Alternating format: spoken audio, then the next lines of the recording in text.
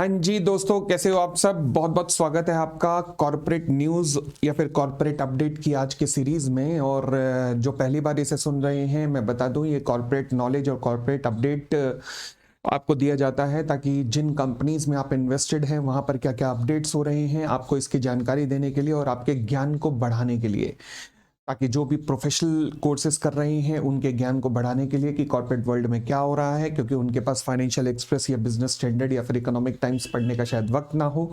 और जो इन्वेस्टर्स हैं उनको भी अपडेट करने के लिए कि हाँ जी, उनकी कंपनियों में क्या क्या घटनाएं घट रही हैं।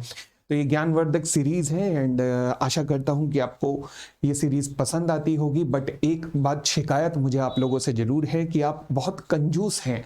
अच्छा, कैसे कंजूस? इन द सेंस कि सीरीज देख लेते हैं, इतने व्यूज होते हैं, मगर जो अंगूठे लगते हैं वो इतने कम लगते हैं, इतने कम लगते हैं कि बस क्या कहें। यहाँ पे चोट पहुंचती है ये देखकर। तो आज वादा करो, आज मैं आपको एक चैलेंज देता हूं। चलो, इस वीडियो के ऊपर हमें 2000 लाइक्स का 2000 लाइक्स का चैलेंज है। तो देखते हैं आप इसको कितना, मेरी इस बात को कितना सम्मान देते हैं। चलिए आगे। आज हमारे पास बहुत सारी कॉर्पोरेट न्यूज़ है। इनफैक्ट सभी रिटेल इन्वेस्टर्स के लिए एक अच्छा स्कीम लेके आया है, उसको लेकर एक न्यूज़ है। फिर हमारे पास इंडिया के मैरीटाइम शिपिंग सेक्टर के लिए बहुत अच्छी न्यूज़ है। फिर उसके बाद इंश्योरेंस सेक्टर पे न्यूज़ है। और फिर उसके बाद दो चार और न्यूज़ भी हैं जिसकी हम JSW एनर्जी को लेकर न्यूज़ है और अपने ट्रम्प साहब को लेकर भी न्यूज़ है, जिन्होंने यू टर्न लेने का रिकॉर्ड ही कायम कर दिया। भाई साहब, कसम से क्या बंदे ने यू टर्न लिया है। खैर, चर्चा शुरू करते हैं एक एक करके, आइएगा। अच्छा, इससे पहले की चर्चा शुरू करें, अगर आप स्टॉक मार्केट और क्रिप्टो मार्केट के इन डेप्थ ज्ञान को सीखना चाहते हैं तो हमारा स्टॉक मार्केट के कोर्सेस लाइव हैं। आपके पास दो ऑप्शन है उसे ज्वाइन करने को। अगर आप यूट्यूब के थ्रू ज्वाइन करना चाहते हैं तो ज्वाइन ऑप्शन पर क्लिक कर लीजिए, या फिर इसी वीडियो के डिस्क्रिप्शन में एक लिंक दिया होगा जहां पर आप सीधा वेबसाइट पर जाकर भी वो कोर्स बाय कर सकते हैं, जिसमें आपको एक व्हाट्सएप ग्रुप के अंदर शामिल कर लिया जाएगा। और फिर आपको वीडियोस के लिंक दिए जाएंगे लगातार हर संडे को, ताकि एक संडे हम शेयर मार्केट के ऊपर फंडामेंटल का एनालिसिस करेंगे और एक संडे हम क्रिप्टो मार्केट पे फंडामेंटल का एनालिसिस करेंगे। And I can assure you that you are going to love that sessions. चलिए आगे बढ़ना शुरू करते हैं। हाँ जी, हमारी आज की पहली न्यूज़ है, India aim to spend up to $3 billion to boost the domestic maritime sector. आपको जानकर ये खुशी भी होगी, हैरानी भी होगी कि भारत एक ग्लोबल हब के रूप में उभर रहा है वर्ल्ड वाइड शिपिंग इंडस्ट्री के रिपेयर एंड मेंटेनेंस और शिप बिल्डिंग के लिए। भारत में ऐसी बहुत सारी कंपनियां, अगर हम नेवी की बात करें तो कोचीन शिपयार्ड, मझगांव डॉक, और इसके अलावा बात करें तो जी शिपिंग, और ऐसी कई कई कंपनियां लगी हुई हैं और भारत कहीं ना कहीं इनके ग्लोबल हब के रूप में उभर भी रहा है। अभी रिसेंटली मैं देखकर हैरान था कि यूएस की शिप रिपेयर होने के लिए भारत आई हुई थी, फिर उसके बाद फ्रांस की शिप, फिर रशिया ने अपने शिप बनाने का ऑर्डर हमें दिया और अपनी शिप की रिपेयर्स के लिए भी रशिया ने भेजा। ऐसी ऐसी कंट्रीज अगर अपनी शिप के रिपेयर्स के लिए और किसी को छोड़कर हमारे पास आ रही हैं तो इसका मतलब हम एक बड़े अच्छे तरीके से इस पे चल रहे हैं। और यही बात प्रूव की गई इस बार के बजट में भी, जहां पर शिपिंग इंडस्ट्री के लिए $3 बिलियन का प्रावधान किया गया है। अभी ये प्रावधान किया ही गया था कि एक बहुत बड़ी कंपनी भारत की जिसका नाम है टीटागढ़ रेलवे, अब टीटागढ़ रेलवे ने अनाउंस किया है कि भैया ये शिप बिल्डिंग के अंदर आ रहे हैं। शिप बिल्डिंग के अंदर एंटर करके अगेन ये शिप्स बनाएंगे भी सही और उसकी रिपेयर्स का काम भी करेंगे। अभी तक टीटागढ़ रेलवे क्या करते थे, वेगन्स बनाने का काम करते थे और डब्बे बनाने का, रेलवे के डब्बे बनाने वगैरह का काम किया करते थे, परंतु अब ये शिप बिल्डिंग और शिप की रिपेयर्स में भी आ रहे हैं। तो भारत सरकार की प्रायोरिटी के अनुसार ये अपने कदम आगे बढ़ा रहे हैं, तो बहुत अच्छी बात है। अगर आप टीटागढ़ के इन्वेस्टर्स हैं तो आपकी कंपनी बहुत अच्छा करने जा रही है। चलिए जी, आगे बढ़ते हैं। हमारी अगली न्यूज आई है JSW इंफ्रास्ट्रक्चर को लेके। अगेन ये भी मैरीटाइम से रिलेटेड ही एक तरीके की न्यूज है। अब इसमें न्यूज क्या है कि JSW एनर्जी जो है, JSW इंफ्रास्ट्रक्चर जो है, जो कि सज्जान जिंदल ग्रुप की कंपनी है। सज्जान जिंदल क्या, जिंदल ग्रुप ऑफ कंपनीज में ना सज्जान जिंदल, जिनकी वर्ल्ड वाइड बहुत ज्यादा रिस्पेक्ट है, जैसे अंबानीज में हम कह सकते हैं ना मुकेश अंबानी हैं, तो वैसे ही जिंदल ग्रुप के अंदर सज्जान जिंदल को माना जाता है। पूरे वर्ल्ड में इनको काफी रिस्पेक्ट से देखा जाता है। तो उनकी leading company JSW infrastructure $150 billion का एक्सपेंशन कर रही है पोर्ट में। अब देख रहे हो, फिर शिप के रिपेयर एंड मेंटेनेंस और पोर्ट में जा रहे हैं हम। तो यानी कि कहीं ना कहीं मैरीटाइम एक्टिविटीज को काफी ज्यादा बढ़ावा दिया जा रहा है, और ये all thanks to this budget हो रहा है कि हम शिप, पोर्ट, इन चीजों की बातें करने लगे हैं। भारत की सबसे बड़ी पोर्ट अभी तक कंपनी कौन सी है, जो कि अदानी साहब चलाते हैं, by the name of Adani port. आप जानते होंगे शेयर लगभग 1100 के करीब डील भी करता होगा आज की डेट में। अब जेएसडब्ल्यू इंफ्रास्ट्रक्चर भी पोर्ट इंडस्ट्री के अंदर आ रहा है, जहां ये अपना पोर्ट ऑपरेट करेंगे, जहां पर शिप्स आएंगी, विदेशों से माल आएगा। मतलब मुझे पूरा पता सिस्टम क्या लग रहा है, हो क्या रहा है, पूरा सिस्टम देख के समझ आ रहा है कि जो चाइना का बेल्ट एंड रोड इनिशिएटिव था ना, हम उसे टक्कर देने के लिए आगे बढ़ रहे हैं। जहां पर हम अपना माल, क्योंकि अब ट्रंप आ गए हैं, ट्रंप जो है बिजनेस की तरफ ज्यादा ध्यान देते हैं। हालांकि एक खबर आज उसकी एक्सेप्शन है, जहां वो युद्ध की तरफ ज्यादा ध्यान दे रहे हैं ऐसा लग रहा है। बट ट्रंप के ही पिछले कार्यकाल के अंदर एक प्लान बना था। वो प्लान था कि हमारा माल सीधा दुबई से होता हुआ यूरोपियन कंट्रीज और यूएस तक जाएगा, और उसी की सारी तैयारी चल रही है। मुझे लगता है ट्रंप के आने के बाद अब दोबारा से सारी तैयारी वही चल रही है। और अगर ऐसा हो गया तो देखो, चाइना का बीआरओ मुझे ज्यादा नहीं लग रहा कि सक्सेसफुल हो पाएगा, क्योंकि अमेरिका और पूरी यूरोपियन कंट्रीज उसके अगेंस्ट है, तो ज्यादा सक्सेस नहीं करने देंगे उसे। बट भारत का ये प्रोजेक्ट जरूर सक्सेसफुल हो सकता है, ये ऐसा मुझे आज की डेट में लग रहा है वर्ल्ड इकोनॉमी को देखकर, और यूएस, और क्योंकि यूरोप भी इस फेवर में है, और साथ में मिडल ईस्ट भी हमारे साथ है। मिडल ईस्ट को अमेरिका चाइना के पाले में जाने नहीं देगा। तो इस वजह से लगता है कि ये जो सारा कुछ ship building, ship infrastructure, port वगैरह की एक्टिविटीज हो रही हैं, ये सब यही खेल चल रहा है कि यहां से माल जाएगा दुबई, मिडल ईस्ट से यूरोप, यूरोप से यूएस। सारा गेम यही चलने वाला है बिजनेस का गोइंग फॉरवर्ड। अभी जब मोदी साहब फरवरी में जब वहां जाएंगे, ट्रंप से मुलाकात होगी, तो एकदम क्लैरिटी हर चीज पर आ जाएगी। दो चीजों का बहुत बड़ा बूस्ट मिलना है उस टाइम। नॉर्मल ट्रेड का तो मिलेगा ही मिलेगा, दूसरा डिफेंस का बहुत बड़ा बूस्ट मिलना है। और सबसे बड़ा बेनिफिशियरी मुझे लगता है जो होने वाला है, वो कौन होने वाला है? हिंदुस्तान एरोनॉटिक्स लिमिटेड नाम की हमारी कंपनी, जिसके बारे में आपको बाद में चर्चा करके अलग से बताऊंगा, हिंदुस्तान एरोनॉटिक्स का। फिलहाल और आगे बढ़ते हैं। बजट ने इंश्योरेंस सेक्टर को बहुत कुछ दे दिया है भाई साहब। अब इंश्योरेंस सेक्टर पे आप, या तो पहले फिलहाल टाटा पावर की बात करते हैं। आप जानते हैं बजट ने लगभग 20,000 करोड़ का प्रावधान किया है न्यूक्लियर एनर्जी के लिए। यानी कि भारत में छोटे छोटे न्यूक्लियर एटॉमिक एनर्जी सेंटर बनेंगे, जिन्हें भारत न्यूक्लियर के नाम से नाम दिया जाएगा, और यहां से एनर्जी जनरेट होगी। अब सोलर एनर्जी और विंड एनर्जी तो हमने करके देख ली, और हम उसके लिए काफी वो सक्सेसफुल भी चल रही है, ऐसी बात नहीं है। कंपनियां लाइक वारी energy, companies like Switzerland energy, ये कंपनियां, और टाटा पावर हो गई, चाहे फिर एनटीपीसी ग्रीन हो गई, ये कंपनियां बहुत ही अच्छा कर रही हैं अपनी अपनी फील्ड में। बट सोलर एनर्जी और पावर और जो विंड एनर्जी है ना, उनकी एक सबसे बड़ी दिक्कत जानते क्या आ रही है? दिक्कत आ रही है ट्रांसमिशन में, और दिक्कत आ रही है लैंड एक्विजिशन में। लैंड एक्विजिशन में किस प्रकार की दिक्कत है कि भैया, आप जानते हैं कि सोलर पैनल लगाने के लिए या विंड पावर लगाने के लिए बहुत सारी लैंड चाहिए होती है, और यहां पर लैंड पे केस होते हैं। मतलब कभी किसान केस करता है, कभी जो लैंड मिलनी होती है वो मिलती नहीं है, जिसकी वजह से प्रोजेक्ट डिले हो रहा है।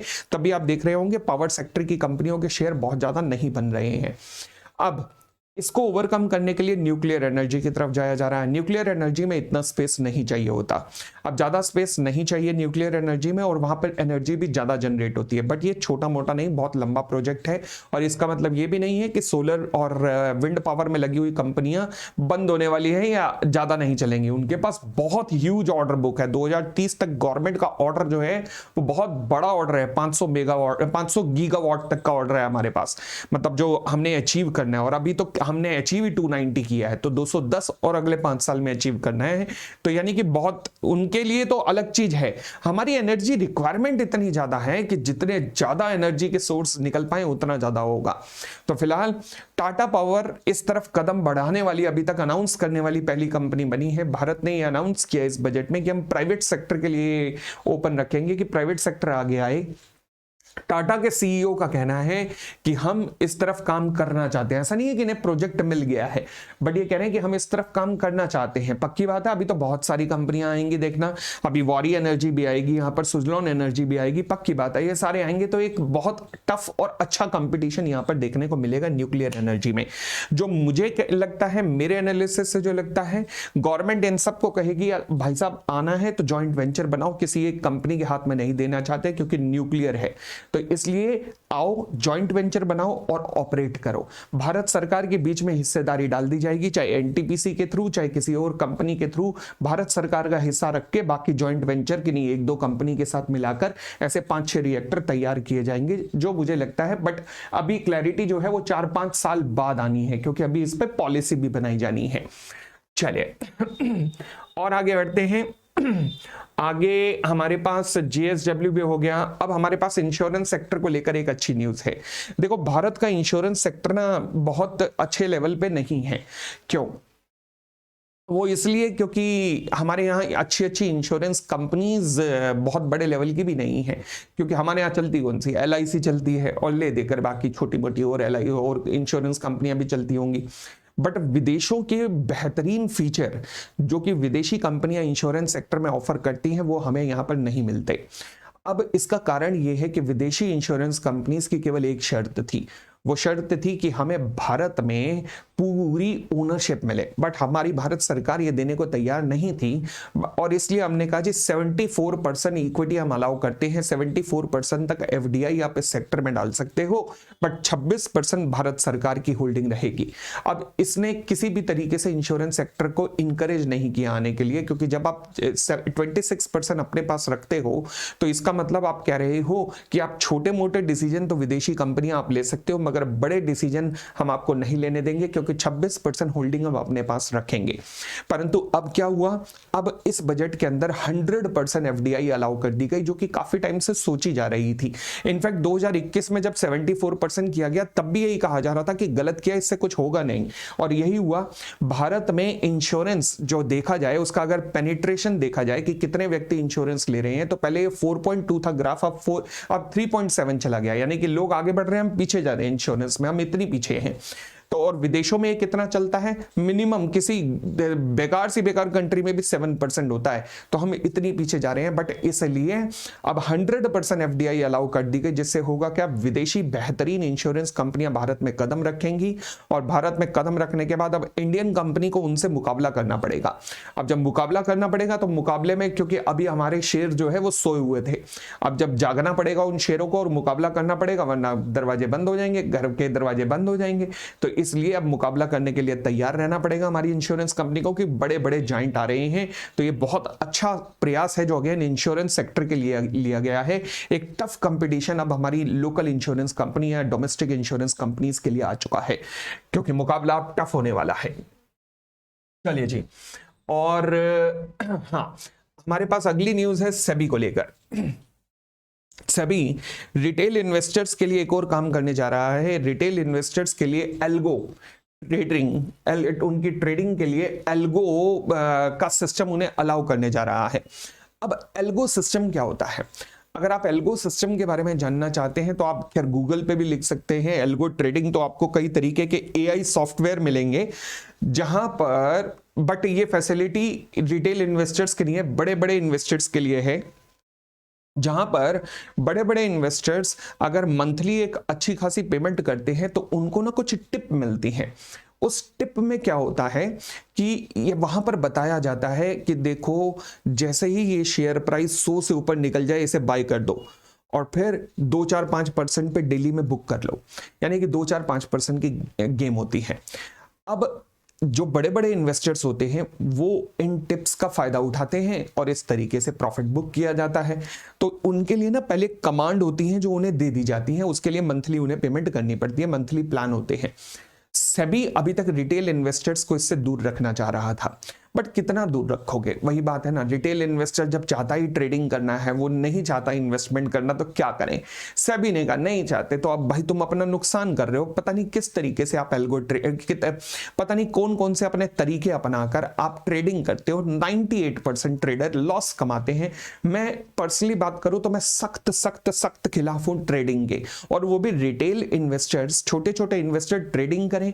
इनको ये अकल नहीं आती कि भैया ट्रेडिंग छोड़ के इन्वेस्टमेंट करोगे तो इन्वेस्टमेंट पे रिटर्न सालाना देखोगे बहुत ज्यादा मिलता है एज कंपेयर टू ट्रेडिंग।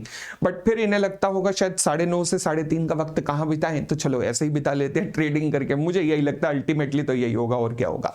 वरना क्यों अपनी कैपिटल खराब करते हैं लोग। 98% हमारे रिटेल इन्वेस्टमेंट जो है, जो रिटेलर्स हैं, वो इस तरीके से लॉस कमाते हैं ट्रेडिंग के अंदर।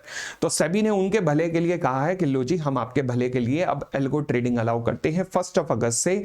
अब आप अपने कुछ स्टॉक ब्रोकर्स के पास जा सकते हो जो आपको प्लान देंगे, या फिर कुछ रिसर्च एनालिस्ट जो होंगे वो आपको प्लान देंगे, जो आपको गाइड करेंगे कि हाँ जी यहां पर ये शेयर बाय कर लो, इस टाइम इस शेयर को बाय कर लो, इस टाइम इसे सेल कर दो। तो ये रिसर्च एनालिस्ट को सेबी ने अलाउ किया है, और स्टॉक एक्सचेंजेस को अलाउ किया है, जहां पर आपके, या फिर आपके ब्रोकर्स को अलाउ किया है जहां पर आपके डीमैट अकाउंट होंगे।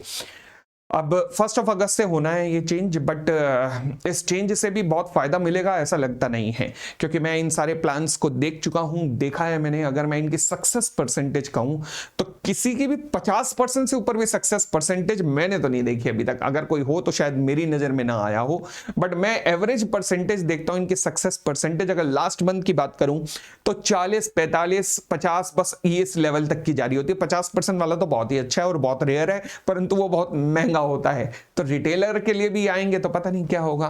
खैर आगे बढ़ते हैं, अब आज क्या कहें अब और क्या ना कहें। फिलहाल अगली न्यूज जो है वो जियोपॉलिटिकल न्यूज है। अब जियोपॉलिटिकल न्यूज में हुआ क्या, साहब बंदा चुनाव लड़ रहा था, उसने क्या कहा, 1 दिन के अंदर सारे युद्ध बंद हो जाएंगे। वो तो नहीं हुए। तो फिर लग रहा था कि अब हो जाएंगे, शायद अब हो जाएंगे, बट कल रात को जो स्टेटमेंट आई उससे तो उम्मीद ही छोड़ देनी चाहिए। ट्रंप साहब का कहना है यूक्रेन को कि हे यूक्रेन, अगर तुम हमें अपने रेयर मिनरल्स दे दो तो हम तुम्हें युद्ध में सहायता जारी रखेंगे। यूक्रेन को क्या चाहिए, उसने कहा वैसे ही लूटे पड़े हैं, उसने कहा ले ले भाई, सहायता दे दे हमें युद्ध में। तो अब मुझे तो नहीं लग रहा ये युद्ध किसी एंगल से खत्म होने वाला है। अब रेयर मिनरल यूएस को क्यों चाहिए, अब आपको ये जानना होगा कि ऐसा क्या हुआ। देखो कहानी तब से शुरू होती है जब से यूएसए ने बैन लगा दिया कि हमारी सेमीकंडक्टर्स में यूज होने वाली चिप्स वो हम चाइना को एक्सपोर्ट नहीं करेंगे। अब सेमीकंडक्टर में जो चिप्स यूज होती हैं, अगर वो चाइना को नहीं जाएंगी तो चाइना की सेमीकंडक्टर इंडस्ट्री ठप हो जाएगी। बट जो चिप्स बनाने में, क्योंकि ये चिप्स में यूएसए की महारत है, एनवीडिया वगैरह ऐसी कंपनियों की महारत है, परंतु ये चिप्स बनाने में जो मटेरियल यूज होता है उसे कहते हैं रेयर मटेरियल, जो धरती में बहुत ही कम मात्रा में पाया जाता है। और जितना भी ये पाया जाता है उसका 90% चाइना में पाया जाता है, 90%। बाकी ले देकर फिर उसके बाद फ्रांस, फिर ले देकर बरमुडा, फिर लेकर अमेरिका, फिर इंडिया, ऐसे नंबर आते हैं। अच्छा, इंडिया का टॉप 5 में नंबर जरूर है, मगर मैं खुद हैरान हूं कि कैसे है, क्योंकि बावजूद इसके कि चाइना ने तो अपने पूरे देश की लग रहा है नीचे की जमीन को खोद डाला है, सारे मिनरल देख लिए हैं कि कौन से मिनरल कहां कहां हैं। हमने तो खुदाई भी नहीं की, तो फिर भी हमारे 5वें नंबर पे। और अगर हम खुदाई कर दें, मुझे समझ नहीं आता कि हम करते क्यों नहीं है ऐसा। बट उम्मीद है कि अब जरूर इस तरफ भी प्रयत्न करेंगे, क्योंकि 70-75 साल में हमने कभी प्रयत्न करके नहीं देखे आज तक यार। और चाइना इस तरफ कहां ले गया अपने आप को। तो अब मामला कहां फंसा है, यूएस से कहता है मैं तुझे चिप नहीं दूंगा बनाने के लिए, और चाइना कहता है तुमने जो चिप बनानी है उसके लिए रेयर अर्थ मटेरियल चाहिए, मैं तुम्हें वो नहीं दूंगा, तो तुम बना लो चिप। समझ गए, इस तरीके से भिड़े हुए हैं दोनों आज के डेट में। अब यूएसए ने कहा कि ठीक है, तू हमें रेयर मटेरियल नहीं देगा तो हम कहीं और से इकट्ठा करते हैं। तो कहां से इकट्ठा करें, उसके बाद मामला आता है यूक्रेन में, क्योंकि यूक्रेन की जमीन के नीचे बहुत सारे ऐसे रेयर मटेरियल हैं जिनको खोजा भी नहीं गया, बट जिनके बारे में कहा जाता है कि ये मटेरियल वहां पर है। और अगर वो रेयर मटेरियल पर रशिया ने कब्जा कर लिया तो यूएसए का नुकसान है। रशिया तो उठा के चाइना को दे दे या खुद ले लेगा। तो यूएसए ने कहा क्योंकि हम क्यों ना इसे यूज करें। तो अगर वो यूज करना चाहता है यूएसए, तो फिर उसे चाहिए कि रशिया यूक्रेन के ऊपर वहां तक, उस बाउंड्री तक ना पहुंचे। और साथ में यूक्रेन कहता है कि मेरे को युद्ध चाहिए आज की डेट में, क्योंकि रशिया ने मेरी 20% जमीन हथिया ली है, मुझे युद्ध में सहायता चाहिए। यूएस ने कहा जा दी है। तो भाई साहब वो जो सपने दिखाए थे संसार को कि हम युद्ध रोक देंगे, उसका क्या हुआ? हर कोई अपने स्वार्थ के लिए देख रहा है और कुछ नहीं है, मानवता गई तेल लेने। समझ रहे हो इस बात को? कोई किसी का नहीं है, बस हर एक अपने स्वार्थ का है। इससे कहानी से ये प्रेरणा मिलती है। चलिए जी, ये थी हमारी आज की कॉर्पोरेट न्यूज और आज की जियोपॉलिटिकल न्यूज। एंड उम्मीद करते हैं आप कंजूसी छोड़कर इस वीडियो को लाइक जरूर कर देंगे। अब बहुत बहुत धन्यवाद। Thank you, bye bye, take care.